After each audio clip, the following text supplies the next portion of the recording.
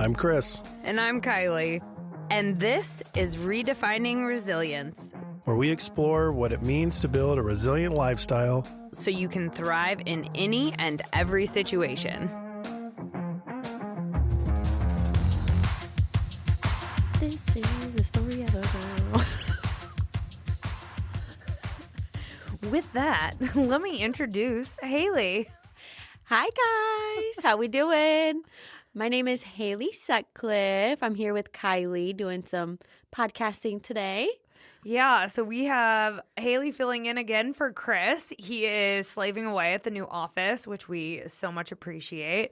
And in the meantime, Haley and I get to entertain all of you. I would say I have some big shoes to fill, but really big muscle t-shirts to fill today. Yes, that's true. That is true. So we're going to actually spend some time getting to know Haley. We heard from her on the last episode, actually last couple of episodes. She's my ADHD bestie.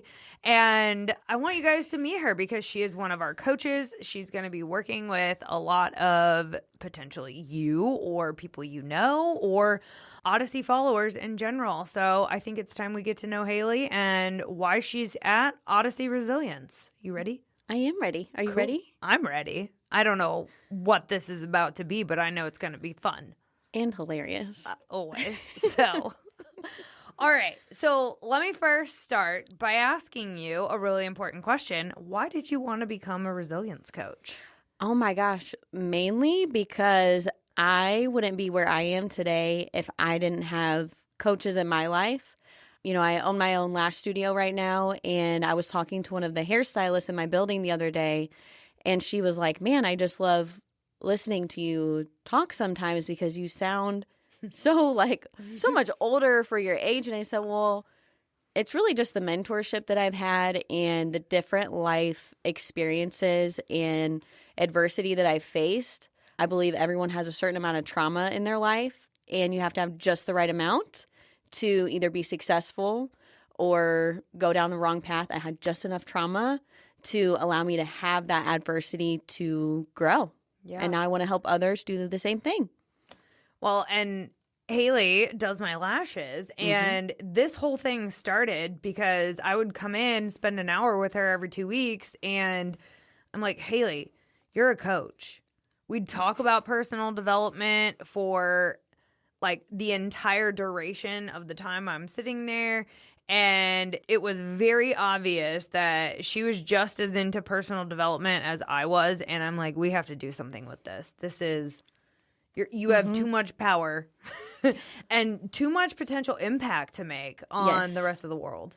Well, and I think, again, because of the mentorship I received, if you would have met me 10 years ago, I was lost in the sauce, literally partying every weekend, wondering why I was broke, busted, disgusted, had no money in my bank account. I don't want to say I had no real friends around me, but the people I was associated with, they were really low vibration. And again, you are who you hang out with. You're the average of the 5 people you're with.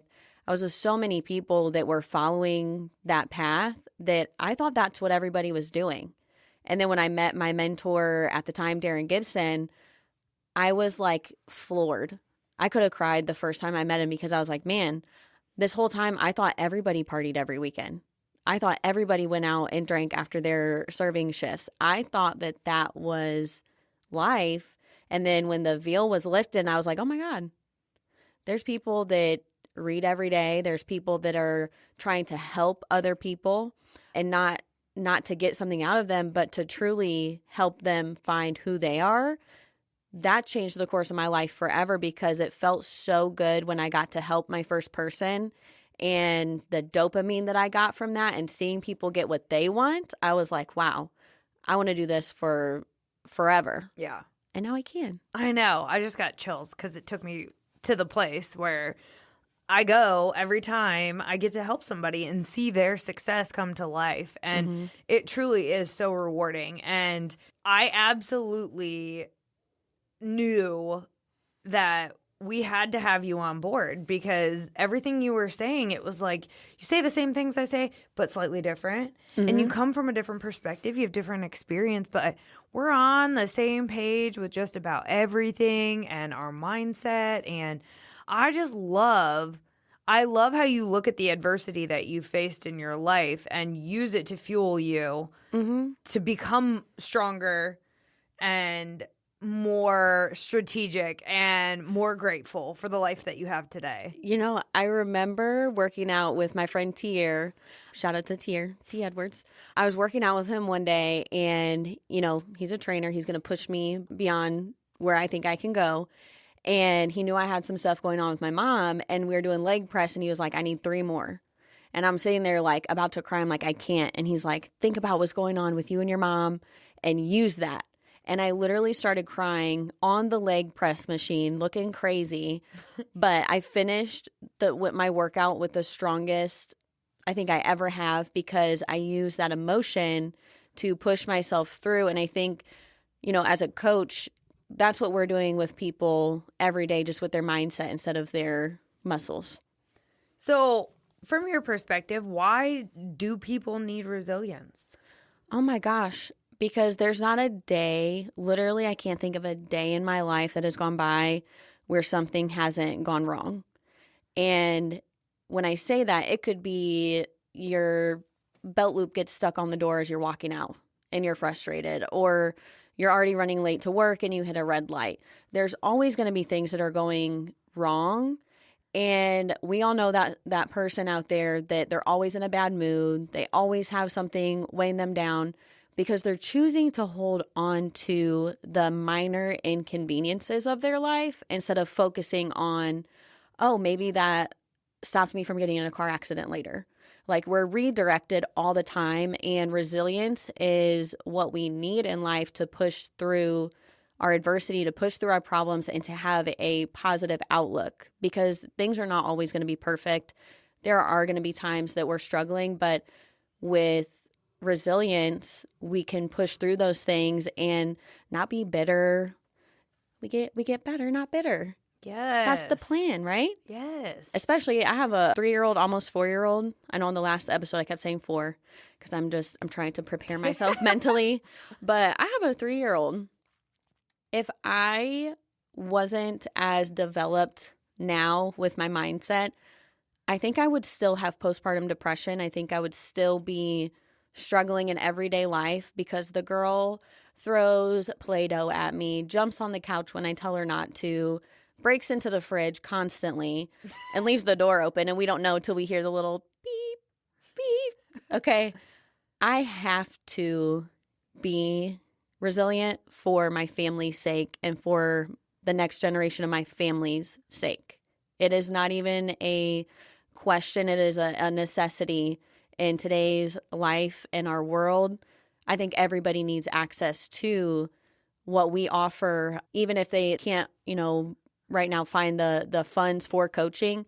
This podcast gives people a free look into what we do and tools they can use in their everyday life. Yeah, absolutely. I mean, it was the whole reason why we created this, because our mission is to help as many people as possible, not just the ones who can afford it. We truly want to make an impact on mental health in our world, and resilience is the way from our perspective. I mean, I can't think of one other single skill that's going to help you through life, and not only just help you through life, because we're not just trying to survive life. We really want to teach people how to thrive, how to truly fall in love with the life that you are living. Absolutely, because I used to be mentored by a gentleman named Bob Proctor. If you don't know who he is, he's in the book The Secret. I think that's where most people know him from.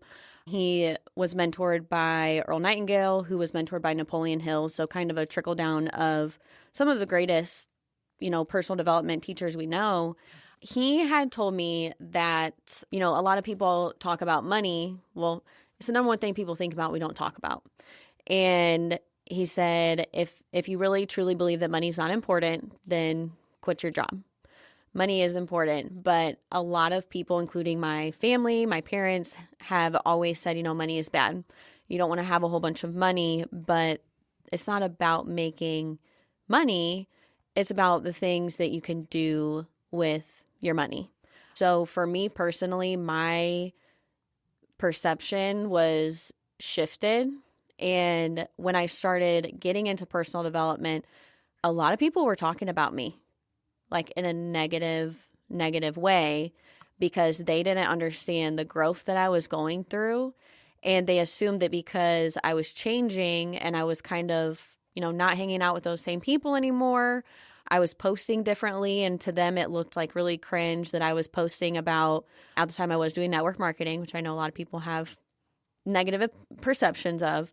But I was really involved in network marketing for the mentorship. I joined for the product, stayed for the mentorship because perception's reality, but perception's not true. It's our truth based on our life experiences. And I think there's a lot of people that have negative mindsets, which leads to negative bank accounts because their perception is so backwards because we're taught to just be content with what we have, not to think too big because then we might get our feelings hurt or we might not accomplish the goal that we say we're going to. But usually when that happens, it's because we don't have the right environment. We don't have a mentor. We don't have positive people around us. If we're hanging out with other people that are broke, busted, and disgusted, where are we going to be? Probably the same place. So being able to shift your perspective to accept a different reality is the first step in resilience. I think we mentally get stuck and then physically get stuck. Mm-hmm. So I've said this before, your external world is just a reflection of your internal world.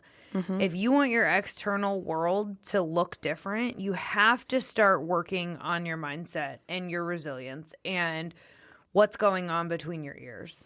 Even do you remember growing up rearranging your bedroom? Yes. And being so excited about rearranging your room and it just it feels different and you're like, oh my God, Mom and Dad, come look at my new room. That reset, it does something to us. And when we're kids, we're not afraid to rearrange our room. We're not afraid to go meet new friends. We don't go to the park and not want to talk to people because we're scared they're going to judge us. That's learned behavior because someone in our life said, hey, you're not smart enough. Hey, you don't play the piano very well. Hey, you shouldn't start that small business because 80% of small businesses fail. And so we accept other people's opinions as fact, but what do we know about opinions? Everybody's got them. And most of them stink. Yep. Okay? So we can't buy into other people's opinions. Life is what everybody has. Style is the way that we live it. What type of lifestyle do you want? And if you want a different lifestyle, I'm not going to go ask Bob the Butcher how to be a realtor. That's silly. Yeah. So why would I go tell my friend that has a negative mindset who all they want to do is party? I'm not going to go tell them my big goals in life and have them immediately squish them. Right. That's just asking to get hurt. Yeah. And I mean, you're alluding to it, but the collaboration domain is our last of the 6 domains that we'll eventually talk about. And who you surround yourself with matters. Mm-hmm. With everything, I think every domain in our resilience training, it matters with all of it. I was babysitting today and it was the little girl's birthday yesterday. There may or may not have been some crumble cookies on the counter that I partook in. And I was like, all right, well, that means I'm going to have to do an extra couple steps tonight. I'm going to take my dog for a walk when I get home. But being aware of, okay, I can still partake in some things in moderation, but also being able to hold yourself accountable and stay disciplined. Our environment is everything. Yeah. And what we allow in our environment is everything. And for me, once I shifted that environment, it was like night and day. And it was worth going through people not talking to me anymore. It was worth my family talking about me. My sister and I talk about this all the time. My sister was talking shit big time about me. to everybody in Fort Wayne. And it was so hurtful as it was happening. And I was so confused with why I'm doing something good. I'm working with one of the wealthiest men in the world, getting invited to private meetings at Bob and Linda's house. And people are talking more about me now than when I was fighting people every weekend in Fort Wayne and drinking all the time. Yeah. That's wild to me. Because you were part of the average then. You're setting yourself apart, and that's when people get uncomfortable because they start to evaluate where their own life is at, and if they're unhappy with where their life is at and they see somebody else being successful, it's natural that there's going to be some projection going on.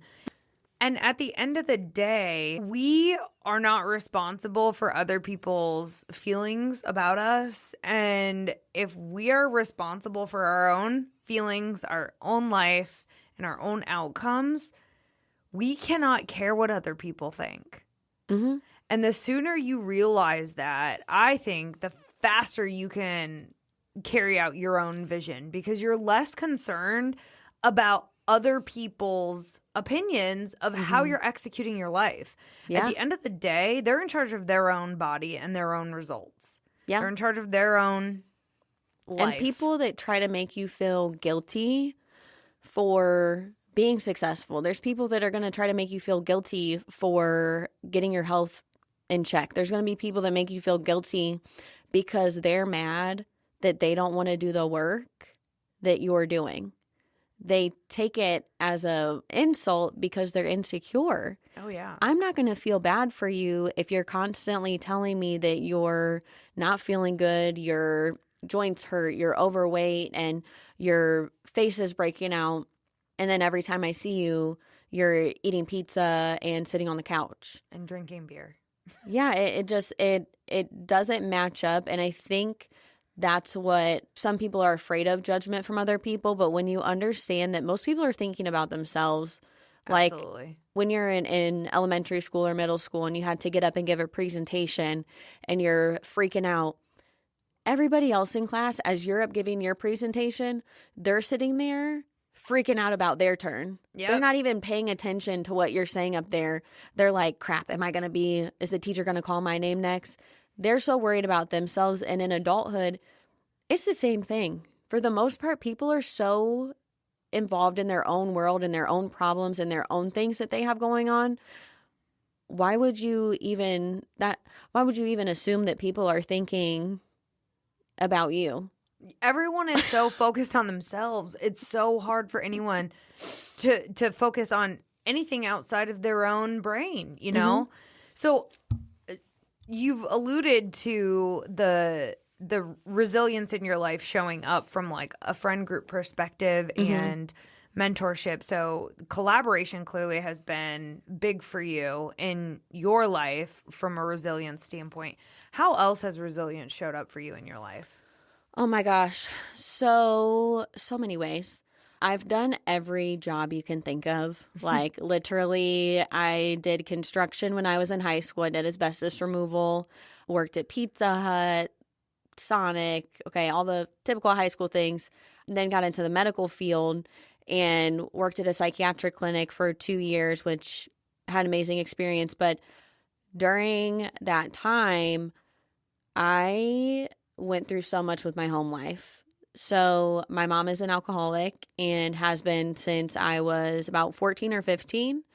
And my sister and I used to always, because when you're young, you're not thinking like an adult. You don't really understand what's going on around you. No, literally. Yeah. If I could go back Yeah. to my previous self. But we have to go through certain things to experience growth. So I actually ended up moving out of my parents' house at the end of my senior year of high school, moved in with my, at the time, boyfriend, and basically lived with them for the next few years. When I tell people that, they're just like, oh my God, you moved out of your house? Yes, because it was such a toxic environment for me. Even then, I realized I needed to get out of it. But I experienced more growth in that period of my life than I think I ever had.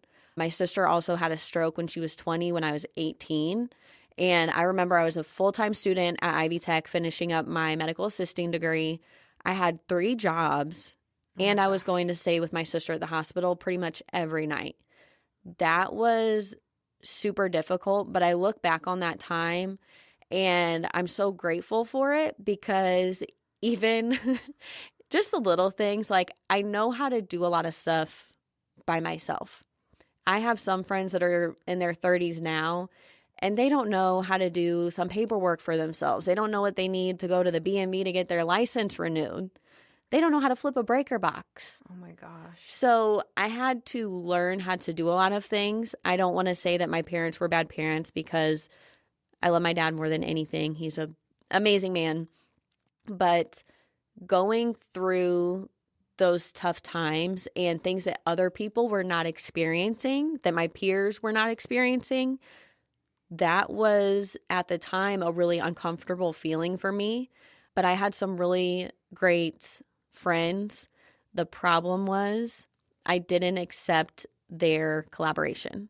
I didn't accept their support because I felt like I had to be superwoman and do all the things by myself. And that's what led me into we'll call it my party stage, where I was doing the most. And I think it was probably 4 or 5 years ago, my best friend from high school reached out to me on Instagram, and she was like, man, I wish I could have been a better friend for you when you were going through everything with your mom. And I was like, oh my gosh, no, you did everything. She was one of the most supportive people. She's still to this day. She doesn't really drink. Her husband is a sheriff deputy. They do like private gun training. So if you're in Fort Wayne, reach out to Ben Freeze. He's your man. But I think being able and willing to accept support is a huge factor. And finding the right mentor for me is what opened up the gate of, okay, I don't have to live in this life of fear by myself. I don't have to accept the bare minimum treatment from people. And I don't have to do this on my own. Well, I mean, you do to grow, to actually, excel. You do have to do the work by yourself, but I didn't have to feel confused. I had a mentor that said, hey, here's the first couple things you need to do. Here's the first book you need to read. I hadn't read a book in probably 8 years. Like since I graduated high school, I don't think I had read a book until he said, you need to read this book. And my first book was The Celestine Prophecy. Read it in 2 days, and it was just that spark of, okay, things have to change today because I'm not going to keep repeating this cycle over and over and over again. I won't do it. Good for you. Mm-hmm. What else in your life changed? Oh my gosh. So I also was diagnosed with lupus when I was 15, and Was that right around the time that you were super stressed out about your home life? Girl, yeah. Yes. And at the time, my parents thought they were doing right by me by listening to the doctors. Yeah. Okay. So it took, I think it was like 6 months for them to actually diagnose me. I don't know if you've ever watched the show House. Yeah. Oh, yeah. And he always says it's never lupus because it's such a hard autoimmune disease to diagnose because there's 12 tests. You have to test out of range for at least 6 of the measurement things, qualifiers, I guess, in a span of 6 months to be diagnosed. Okay. So we ruled out Lyme disease, a couple other things. I don't even remember now what they tested me for, but it was about a 6-month process. And finally at the end, they said, okay, it is lupus. Started me on low-dose chemotherapy, steroids, anti-inflammatories. I ended up having multiple kidney stones, kidney infections. I still have like gravel in my kidneys to this day from the medication. Not from my lupus, but from the medication. Okay. So I was super stressed. I was depressed. I was going through every emotion possible and taking a steroid, taking prednisone. If you've ever met somebody that's taking prednisone, even for like a cold, they're terrible to be around. You have mood swings, literally roid raging. Ugh. That was me. Yikes. As a teenager. So my poor dad, already dealing with 3 women in the house. We're all synced up. I'm on steroids, losing my mind every day. But when I got into personal development, I started learning about taking care of my health, taking care of my mental health, and focusing on positive things instead of ruminating on negative things all the time, which was huge for me because I had spent the last 15 years focusing on, okay, I have to take my medicine. So focusing on my health in a negative way instead of a positive way. And within 2 months of me meeting my mentor at the time, I went into remission with my lupus, and I've been in remission for the last almost 10 years now. That's incredible. Isn't that crazy? Just the shift in how I perceived my health, how I was thinking about my health, obviously not drinking as much, and learning that, eating 2 Big Macs a day actually is not going to help me. Weird. I think it was the steroids that were causing that craving. But once I got my mental health in order, my physical health quickly followed. And I don't think that there's any question or doubt in my mind that my physical health was a manifestation of my mental health. And I think that's the case for a lot of people out there right now. Because what does your doctor say when you go in? They say, I know it's easier said than done, but we need to work on your stress levels. A lot of pregnant women are told this. A lot of stay-at-home moms are told this. A lot of executives are told this when they're getting to the point where you're on the verge of having a heart attack. Well, telling somebody, try to avoid your stress is like telling somebody to avoid air. Well, it's like saying don't worry about it when someone's worrying about something. It's like, now helpful. that you said that, poof. Yeah. No, it takes certain skill sets to be able to manage your stress. And that's what I like about the Driven Resilience app. I actually did it yesterday. There's like breathing techniques on there. Oh, heck yeah. Like, obviously we know how to breathe, but like to be able to know how to breathe to specifically get yourself out of a moment of stress is huge, especially with my 3-year-old. And that's why I did it. I went in the bathroom, I locked the door, I did my little breathing techniques, and I came back out and everything was fine. I got the marker off the wall and the couch and the cabinets. Oh no. And it was all good again. But I again, I think that's why resilience is so huge, because if I didn't have the tools that I had now, I would have done what my parents did and probably freaked out, yelled at my kid, made a huge deal out of it. Instead, she took a moment, I took a moment.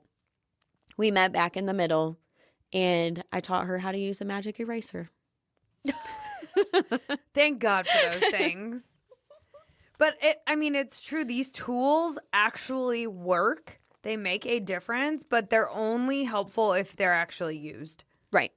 And in that moment, it's very difficult to be like, oh, you know what? I probably should take a breather right now and go put yourself in the bathroom or take a walk or woo-saw somewhere, right? Absolutely. It takes training and practice and repetition, because in that moment, everyone's gut instinct is, I'm going to yell at my kid because what the hell? My new couch. My walls, my gray walls. But I think a lot of the time I look at my daughter and I picture myself, and even like I think of her as an adult, and I'm like, okay, if I would have come home and he would have done this, obviously I would have been like, are you on drugs? Because why'd you just put marker everywhere? Yeah. But hitting him would not have solved anything. And yelling at him wouldn't solve anything. And especially for toddlers, when they have a tantrum, it's actually a good thing. People don't understand this. When they have a tantrum, they're actually teaching themselves how to regulate their prefrontal cortex. Mm-hmm. When they're in the middle of a tantrum, telling them to calm down does nothing. They don't hear anything. So instead, I try to give us space. I will remove me from her and her from me for just a second. And I'll look at her and I'll say, okay, you come to me when you're ready. And she usually calms down within 20 seconds. And I give her a hug, and then I say, okay, markers are for the counter only, sitting at the counter, not writing on the counter, sitting at the counter only. And we only use them on paper. We don't put them on the wall. We don't put them on the couch. If you want to paint on the walls, what I've done in the past is I have a little paintbrush from the Dollar Tree and I give her a cup of water and I'll let her go pretend paint. It's giving them options. And again, me regulating my emotions is teaching her how to regulate her emotions, because we teach what we know, we reproduce what we are. If I didn't break this cycle for my family, because my parents, they only did what they knew. They did what their parents taught them, and their parents did what their parents taught them. I can be proud to say I am a cycle breaker. I'm the one in my family that said, absolutely not. I'm going to do it my way, even if people think I'm being too soft with my child, even if people think that I'm not doing it the right way because I'm not doing it their way. That's their perception. Yep. And they can do whatever they want with their kids. But for me, my daughter's mental health is my priority. And the last thing I want to do is tear down her self-image and her confidence because I'm having a bad day. Yeah. That's not fair. It's so true. What do you think has been the biggest aha moment for you since you officially became a resilience coach, went through all the training, and are actively applying it to your life? So honestly, I think the biggest eye-opener for me was learning about the chemical exchange that happens in our mind. Because working, again, with the Proctors, we talk about the law of attraction a lot, and we're literally, everything's moving. This microphone is vibrating. Your bracelet is vibrating. We're all vibrating at a certain frequency. So it's a little scientific when you think about it. But I had mostly just learned about the outward expression of what's happening. Doing the certification and learning about like the actual chemicals that are released and why it's happening. Mm-hmm. I don't know if you saw that video that went viral on Instagram, and the little neuron is carrying the happy endorphin and it looks like it's walking down the little synapses. Yeah.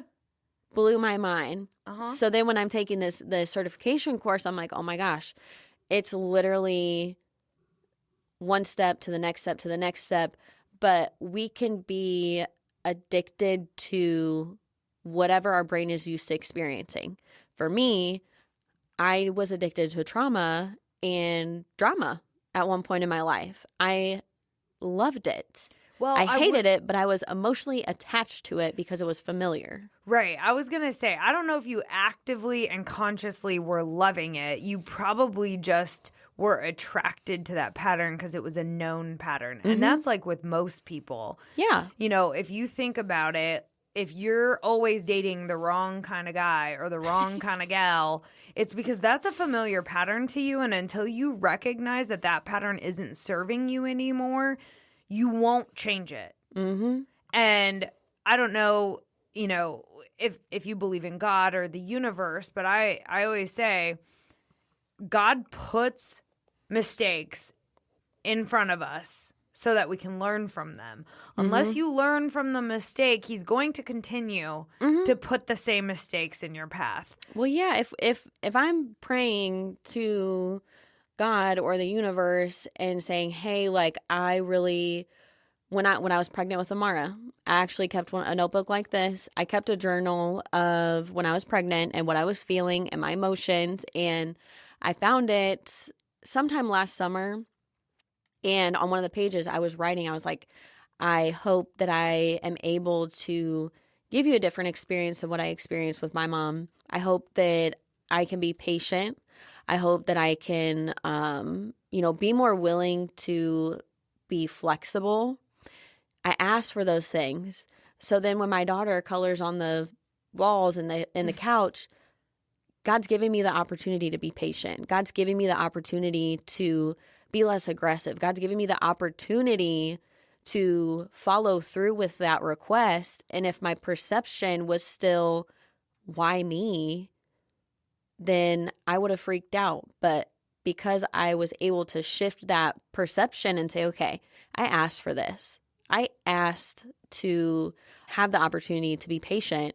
Here it is. Am I going to take it, or am I going to freak out like my old paradigm wants me to? That's so good. But we're given that choice all the time. All the time. And it's like we used to have little coins, and on one side it would say react, and the other side it said respond. And it had $1 million engraved on it. And Bob gave us those coins at a retreat, and he said it's totally up to you every day, every circumstance. When someone cuts you off in traffic, when that one Amazon bill goes through when you weren't expecting it to, and your account might go negative, we have the option to be reactive or responsive all the time. But it's literally a matter of if we're still in that victim mind state, or if we're ready to, you know, be our own hero and be the star of our movie and make it play out how we want it to play out. It's our choice every day. 100%. And how we choose to respond to that is what determines if we're happy in life or not. Mm-hmm. Mm-hmm. If we react to things constantly, we will always live in a place where we're angry and resentful. Yeah. If Sally's got a problem with everything and everyone, Sally's probably the problem. Yeah, absolutely. Look at the common denominator. Yeah, because we again, there's not a day that goes by that we're not met with some type of either misunderstanding or some shortcoming. Yeah. There's always something, like even as simple as the other day, I really wanted some of Amara's cereal, and I went and picked up the box, and it was empty. And I'm like immediately frustrated. The nerve of that little girl. Well, her dad, I'm like, why would you not just throw the box away? Just throw the box away. But then I realized the trash was already taken outside. That's why the cereal box was on the counter in the first place. I had to do a scan of my environment, see why things were a certain way. Did Jason do that to purposely trick me and upset me? Absolutely not. Did I think there was a chance? Yes. But that wasn't the case. I just didn't realize the trash had already gone out. Yeah, so logical explanation. We just got to sometimes take account the environment. Yeah. And sometimes when people cut me off, I'm like, maybe they're late for work. Maybe their cat's dying in their passenger seat and they're trying to get to the vet. We don't ever know what other people are going through. And especially after working at a psychiatric clinic for 2 years, please, guys, you never know what somebody is going through. If someone is schizophrenic, manic, depressive, you never know what somebody is going through in their mind. Oh, yeah. So having grace for people and having grace for ourselves is a huge key to managing your emotions. Yes. Composure. So I'm curious, what is your favorite domain of resilience and why? My one I scored the lowest in. Ooh, I love that answer. Composure. I'm a Leo. I'm a little spicy. Fiery. I can be a little aggressive. Sometimes I feel like I have very masculine energy. Again, probably because I had to show up emotionally in my childhood a lot more than I probably was ready for. And so for me, learning more about composure, even Darren, my old mentor, shout out to him, he had me write out As a Man Thinketh, the last chapter called Serenity. He had me write it out every day for 30 days because I was so easily rattled when I first met him. And at first I was kind of embarrassed that he called me out and made me do this because he kind of did it in front of multiple people. But it was a true wake-up call. And as I was doing this every day for 30 days, I really started to see the effects of it and see that my mood was better.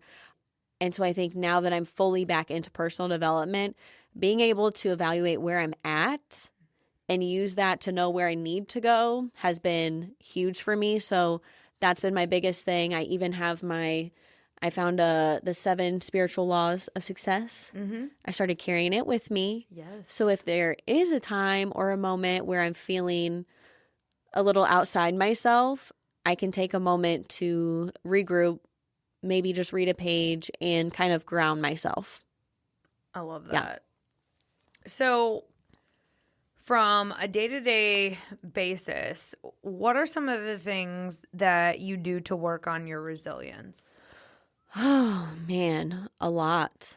So For me, I do a lot of mental check-ins with myself because, again, between owning my own salon, having a toddler, trying to keep my man happy and keep everything afloat, I spend a lot of my time basically making sure that what I'm spending my energy on is worth me doing that. And I think a lot of that too goes to your physical health. So I like to go work out. Probably, I set realistic goals. Let me start there. I don't need to work out every day. For me, working out at least 4 times a week, it gives me a chance to release some energy, release some emotion, and make sure that I'm giving myself time for self-care.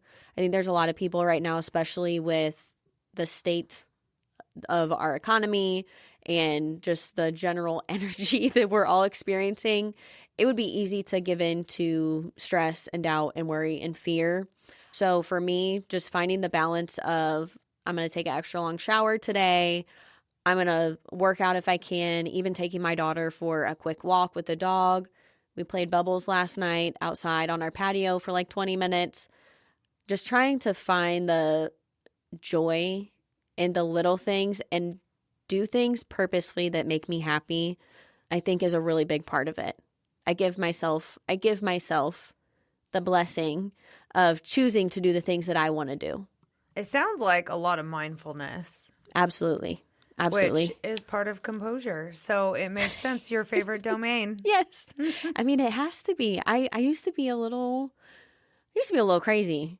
I mean, I think we all have some stories like that. Yeah. Well, and I grew up with an older sister. Any younger siblings out there, I think, can relate to this because we were out here getting beat up and dragged around. It affected me, but in a good way, again, because it gave me the opportunity to combat that adversity. My sister is taller than me, so I feel like it was reversed. I'm the older one, but I feel like I was beat up. Well, you know what? I specifically remember the day my sister stopped beating up on me because I started to get taller than her, and I was really strong. I was like skinny, but I was strong, and I flipped her on her back, and she was like, "Golly." And her friend Ashley was standing there. She was like, "Oh," and that was the end of the era. Yeah. And my sister's kind of scary. So Yeah. I was like, I feel like I got a little pep in my step now. Yeah.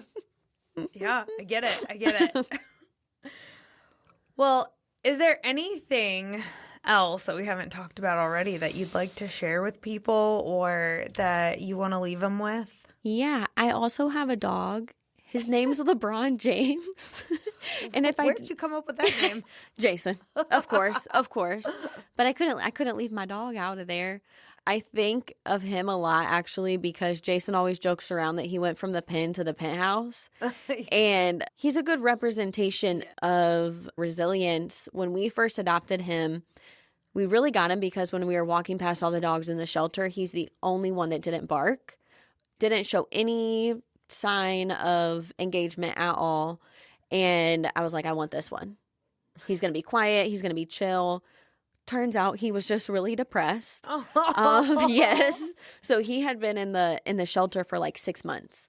And my friend Liv hit me up on Instagram. She was at the Vet Tech Institute, which they do free adoption if you live in the Indy area. So he came with all of his shots. His teeth were clean and he was fixed. Awesome. All the things you need for free, right? Yeah. And it took him about 3 months to come out of his shell and start like interacting with us. And now he's just like the sweetest thing. But it really does go to show we can be resilient. LeBron, if LeBron can do it, we can all do it, you know? I totally agree. So that's what I want to leave you guys with. And how can our audience get a hold of you or follow you if they want to get more Haley in their lives? Oh my gosh, what is my Instagram handle? It's _HAY__S.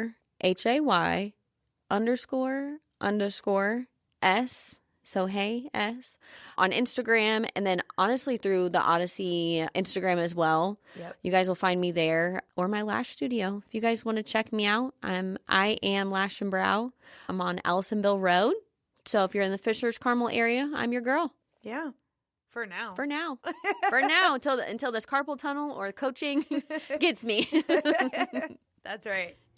All right. Well, we'll see you next time.